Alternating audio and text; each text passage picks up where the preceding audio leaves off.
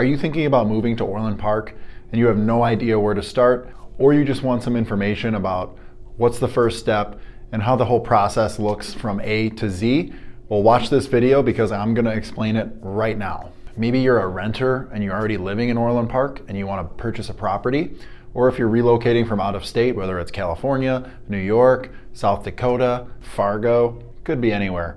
Whatever your situation, I'm happy to break it down for you and explain everything so that you can be clear and confident in your decision-making process when you're considering actually making that move to Orland Park or a surrounding suburb of Chicago. The last thing you want is to just start the process of purchasing a home and then just be completely in the dark, or just not have things outlined for you so you don't know what to expect, because that can lead to just fear and anxiety. And when it comes to making the biggest asset purchase likely of your life, you don't want to be scared and confused. You just want to be clear, confident, and know what the heck is coming down the pipe. So that's the purpose of this video. If this is your first time on the channel, my name is John Sintich.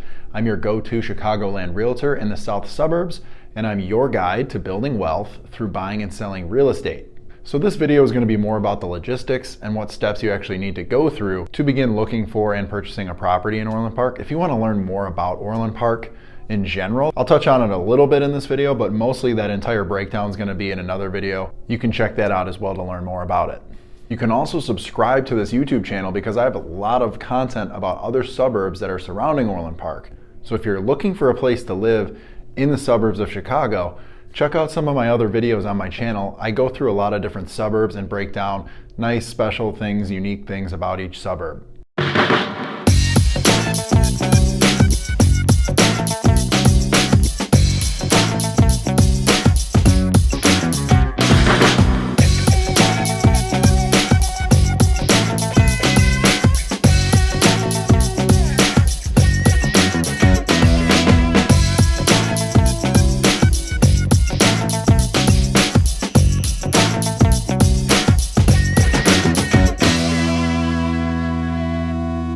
All right, let's get into step number one, and that is you need to get pre-approved for a mortgage. Unless you're paying cash or you are having someone buy it for you, homes are expensive, you're going to need a way to pay for it. And starting the process, if you're actually serious about purchasing a home, and if you're actually looking to get into a home in the year that you're watching this video right now, then you definitely need to get pre-approved. If you're just kind of casually browsing, that's totally fine too. Just, you might want to skip ahead to the next chapter of this video, because it might not be time for you to get pre-approved. If you're in that early research phase, where you might be a few years out even, you definitely don't want to get pre-approved yet. But if you are thinking about moving within this year, you definitely want to get pre-approved. Why do you need to get pre-approved? Why is it so important? Well, let's say you start the process, you watch this whole video, you start looking at homes, maybe even call me and I start showing you properties. Again, as I said, I am a licensed realtor in the state of Illinois. And so I can help you with all of the home buying needs or home selling, should you need to do so as well. We'd love to answer any questions and help people in that regard as well. So let's say you start looking at properties with me, and then you find one you absolutely love. And you're like, I have to have this house. I can see my children living here, I can see myself raising a family here, or I can see myself downsizing here, whatever your situation. And then you find out, I can't afford it, or I can't get approved for a loan that's up to the price of the cost of this house. It's pretty devastating for people, and it can be super disappointing. So you definitely want to avoid that. You're also wasting time if you're going to look at properties that you can't afford. You're going out, you're spending hours and hours driving, you're spending gas money, you're spending time looking at things, and it's not even something that's workable or feasible, whether it's at that price point or at all, depending on your financial situation. So you definitely want to get pre-approved. And this can seem kind of scary, like, oh, is my credit going to take a hit? Like, how long does it take? People are going to be digging into my information. I don't like that. The mortgage industry is full of amazing brokers that are able to help get you pre-approved without creating a huge hit to your credit score and without, releasing it's not like they're going to be releasing your information to the public. There's some questions you have to answer on the front end to avoid a huge headache later on down the line. It certainly doesn't take that long. They've made it much easier to get pre-approved now. So take the time to get pre-approved up front, and you'll save yourself a ton of heartache and a headache later on down the road. And I actually have some phenomenal rock star lenders that I can put you in touch with that are going to make sure that you're actually pre-approved. They're going to be really good at communicating what's going on and how to get that process complete with you. They're going to take you through every step. explain things to you, and show you what you can actually afford, what your monthly payment's gonna be, all the other costs associated with getting a loan and purchasing a home. The next step, step number 2, it can also be right before getting pre-approved. They tend to go hand in hand. You might meet with me first and then get pre-approved, or you get pre-approved and then meet with me. But step number 2, nonetheless, is to meet with someone like myself, a licensed real estate expert in the area that you're looking for. In this case, it's Orland Park. And we're going to go over what your wants and what your needs are. Hey, I want a 3-bedroom home. I want a 4-bedroom home. I want 2 full baths. I want an attached 2-car garage. I want a nice big backyard. Hey, maybe I want a pool. Oh no, I don't like pools. Maybe I want a hot tub. Maybe I want a jacuzzi tub in the bathroom that's in my bedroom. Maybe I want a finished basement. These are all things that we're gonna go over so that I can actually curate a search of properties that you actually want. So I'm not sending you properties that you don't care about. Also, you can find a lot of properties. We're in the information age. You can find a lot of properties on your own, on Zillow, Redfin, all those sites that a lot of other realtors are afraid to even say their name. Doesn't bother me at all. It's a great service for you, the client, to be able to go on your phone and just have the information at your fingertips. It's not hidden behind some paywall or some like back alley, like underground realtor secret society. You know, the information's out there for you. The value I bring to you is navigating you through that process, telling you how to structure an offer, telling you what properties have sold for in the last 3 to 6 months, so you can actually have an idea of if that property is even priced correctly, navigating inspection requests, navigating appraisal contingencies, navigating all these other intricacies within a real estate transaction, and being that full service, all-encompassing, answer all your questions person. So we're gonna be looking for properties, starting a search, and then going to actually look at properties together. I actually have a very detailed buyer wish list. It's an online form. I'll send it to you, you fill it out, and then that way I know exactly what you're looking for, and then we can go look at these properties. Another thing too, to go back to getting pre-approved, you'll know, and let's say you get your pre-approval limit and it's up to maybe whatever, let's say it's $360,000. We're gonna look and make sure the things you want are available in properties that are priced under $360,000. If not, it's time to rethink some of your wants and needs, or it's time to say, hey, what we want isn't available at that price point. Maybe we gotta go look in a different market. Maybe we gotta save for a little bit longer before we get into the market. Or maybe we buy something that doesn't have these things in our market, and then we add them in slowly as we build equity in the home, where we can take money out based on our current equity position, or we just save up and implement these changes as we progress through the life of our home. Also, we want to make sure we're looking at things other than just the home. We want to look at the location. Is it near stores and restaurants? Do you like that? Do you want it to be away from retail? Do you want it to be more in the sticks? Maybe a little bit more rural, less neighbors? Do you want it to have sidewalks in the neighborhood? Do you want it to be in a school district where the schools are at least a B+, you know, or an A or an A- or an A+? Are schools important to you at all? Is it near a church that you want to go to? Is it near a rec center or other outdoor activities that you want to have access to? You want to make sure we're researching that and keeping that in mind, because that's very important. Once you buy a house, you know, you're there for a while. You want to be in a location that makes sense for you. Okay, so now step number 3, we're gonna actually go look at these homes. So let's say you're moving from out of state and you need to come in and start looking at properties. Well, first, before we even do that, I can do virtual showings with you. The power of technology is amazing. I can take my literal iPhone, walk through a property that you're interested in, take my phone, FaceTime you, or make a video and send it to you later. That's a great way to get a feel for what these properties look like without actually having to come and get on a flight. Then once you get more dialed in and really want to take an aggressive stance on it, you can fly in or drive in or whatever. I can pick you up at the airport. I can drive you straight from the airport to look at properties, or I can help get you set up in a hotel and then go look at properties together. Likely, most of the time, I'll meet you at the property. You know, you'll drive yourself or your spouse. We'll meet at the property and we'll look at them together. And then I'll show you, hey, what is sold?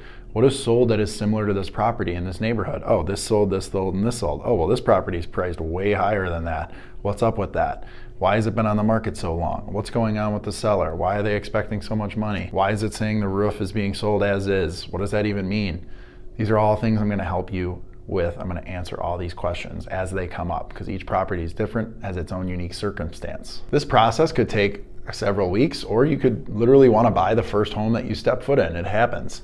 Oftentimes people will see a few homes, or you'll go and you'll see that same home a few more times, a second showing, to say, hey, I really like this, I want to go see it again. And then we'll go look at it again. And if it's the one for you, then it's time to make that decision. Then step 4 would be writing an offer. And that's another really, really important step in which your realtor is going to provide a lot of value. The market is going to influence how you write an offer. If we're in a hot seller's market, your offer is going to look a lot different than if we were in a hot buyer's market.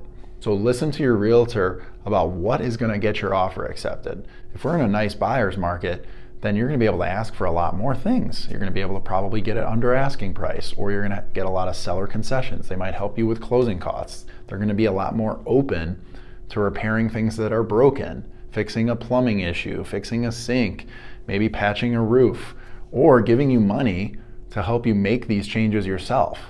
If you're in a hot seller's market, you're probably not going to get anything from the seller at all. You might even have to go over the asking price to get that home if it's in a hot area where a lot of people are competing for the same homes. It matters a ton what the market conditions are like. So that's where your realtor, who's doing these transactions every day and is writing offers every day, that's why it's important to work with an experienced realtor that has a lot of sales activity. So crafting an offer, we're going to write up the contract. We'll explain everything in the contract step by step so you know what's in this contract. We're going to go over the closing date. When do you want to be in this home? Because usually it takes 30 to 60 days from when you write that offer or that offer gets accepted to when you actually sign the papers and you move into that house. So we're going to pick the closing date. We're going to pick the price that we're going to offer. We're going to pick the earnest money deposit, which is when you put down a good faith deposit up front, which is protected and refundable if certain contingencies aren't met. We're going to determine the financing contingency. Hey, I'm going to need a loan for 30-year fixed, conventional, FHA, VA, whatever your situation is. Maybe you're paying cash. Maybe you say, hey, this is a cash purchase. Then we're going to determine the inspection contingencies, the appraisal contingencies. We're going to go over all the personal property that you might ask for. Maybe the seller needs to stay in that home for 30 days after closing for a buffer time to like move into their new place. Maybe that gets worked into the contract. There's tons of different idiosyncrasies of a contract. And so I'll walk you through all that. So it's writing a contract and then getting it accepted. Congrats, you've got an offer accepted and the house is under contract. Now you're in escrow or under contract. They kind of mean the same thing. Then you're going to deposit your earnest money, which is typically 1% to 2% of the purchase price. And then we're going to likely move on to the attorney review and the inspection period. So an attorney review is when your attorney and the seller's attorney are going to go over the contract, make any necessary changes or updates to it, and then you're going to schedule an inspection. And I can help you do that as well. Get you connected with an inspector that's going to go through the property with a fine-tooth comb and find out all the little things that are going on with that property. Maybe there's a sink leaking in the bathroom. Maybe the roof needs to be repaired. Maybe the chimney's falling apart. Maybe there's mold in the attic. Maybe there's issues with the grout, with the tile in the bathroom. Maybe there's smoke detectors missing, or maybe certain light bulbs are out. The main thing to think about here is there's going to be property issues with every property you find. Every single brand new construction they find issues with. Most of these issues are going to be minor. And when I say minor, they're going to probably cost you less than $200 to fix. What we're really concerned about during an inspection are big ticket items. The roof needs to be replaced. There's mold everywhere in the attic. Plumbing is failing throughout the entire home. Asbestos in the bathrooms. These are big ticket items that need to be found out because that can leave you with big capital expenses later on. And then again, you also just want to know what's going on in the house. What do I might need to fix 5 years down the line? Is the water heater on like the last 10 years of its life? Then you can budget that out. You can plan for it later on down the line and you know what's to come for your property. You just want to make sure you're not buying a lemon. That's the end of the day. So the inspection's done. You can ask for some things, but you can't ask for the entire laundry list of things because you might make the seller back away from the deal if there's just too much that you're asking for. So we're gonna pick some things that are really important to you, and then I, as your realtor, I'm gonna go to bat for you. I'm gonna negotiate with the listing agent and get those things accomplished for you, whether it's repairing the issues or getting a credit of a dollar amount that's gonna cover the costs on your end to fix those things after you move in. So you really want to use an agent that's a strong negotiator and has those skills dialed in to help you get what you want during the inspection phase. After the inspection's over and all the other issues with the contract are reviewed and resolved between the attorneys, then we will close out the attorney review period and move on to the appraisal. The appraisal is when a third party who is hired out by your lender is going to come out to the property and make sure that the value of the property matches the sales price or is at or near the sales price. Because your lender wants to know that they're not lending you money for a house that might be worth way less than what you're actually paying for it. But more often than not, the appraisal is going to come back at or near very close to the value of the purchase price, and we can move on from there. But if, let's say, it comes back $20,000 less than what you offered. Let's say you offered $350,000 on the house and the appraisal comes back at $330,000. Then once again, your realtor is going to go back to the negotiation table for you and make some negotiations with the listing agent. Maybe the seller comes down to $330,000. Maybe you meet in the middle, or maybe if it's in a hot seller's market, they make you come to the table with an extra $20,000 because the lender is not going to lend you a dime more than the appraised value. There's a lot of solutions to this problem that I can talk more about with you if that ever were to come. Typically, it's going to appraise out close to the value of what you offered for it. After the appraisal period is complete, all that's left is getting that loan cleared to close by your lender. The lender and their underwriting team request any additional documentation from you, whether it's employment verification, some pay stub, credit checks, certain things that they're gonna need to close that loan. If your lender's good and it's someone I recommended, they're gonna have all that cleared up before you even start looking for a home, so it's not gonna be an issue. Getting that loan cleared to close is the last step, and then you get to close on the property and move into the home. Typically on closing day, you're gonna bring whatever is remaining on your down payment. So whatever your earnest money was, subtracted from that is what you're gonna be bringing down. Let's say you put 10% down on the property at $300,000 purchase price for an example. That's a $30,000 down payment. Maybe you put $5,000 down as earnest money. You're gonna owe $25,000 for the remainder of that down payment. And then whatever extra costs are associated with loan origination fees, attorney fees, title fees, things like that. Your cash to close, so to speak.